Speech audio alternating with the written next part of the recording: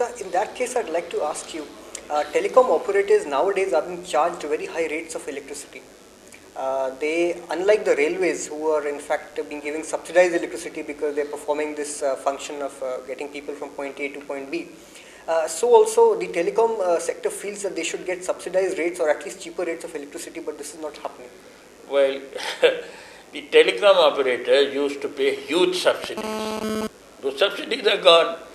Now, in the power sector, if they are not getting any subsidy, they should not crib. And in any case, in the telecom sector, power is not a very major charge. Of course, they should get stable power. But because of 50% slippage of targets, we are not getting stable power. Right, sir.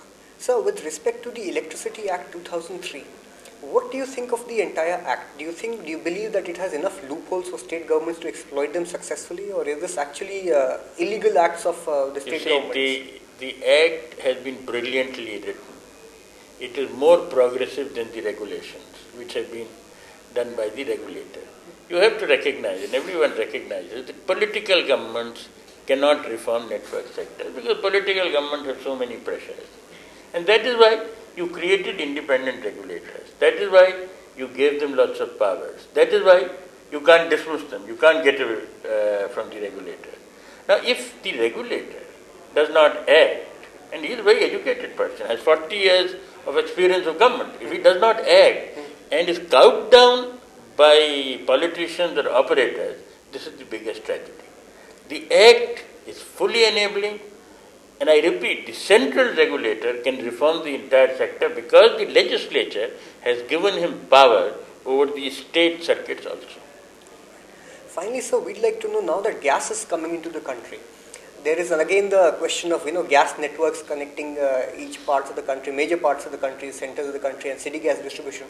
So, what sort of future scenario do you see with respect to open access in gas? You see, the gas regulator, after a seminar like this, came to me and said, why don't you become chairman of an advisory committee on gas regulation? I was very excited because the principles are the same. That gas pipelines are also common carriers and they also must have efficient interconnection, low interconnection charges, absolutely level playing field between the owner of the pipeline and the person who's carrying the gas. So I was very excited. So I joined the committee as the chairman. But when I went in, I found two things. After the introductory meeting, I found number one, that there was enormous amount of work to be done. And I have a consulting company, I consult for ITU, for the World Bank, restructuring the telecom sectors in many countries. I am a director on many companies, I am on many advisory boards, and I thought that I will not be able to do justice for this work. Additionally, there were private and public companies whose pipelines were being considered for approval. And I thought to myself, look, I am a consultant now, I'm no longer a government servant. And therefore, I should not continue in the business where there might be conflicts between the public sector and the private sector. So I very regretfully resigned about 1.5 months back. And thank God that I did, because a controversy was created by interested elements in this chairmanship. And fortunately, I could answer, well, I resigned 1 month back. But let me tell you, there is one very crucial difference between power and telecom regulation and gas regulation, which I only realized when I joined that committee. And the crucial difference is like this.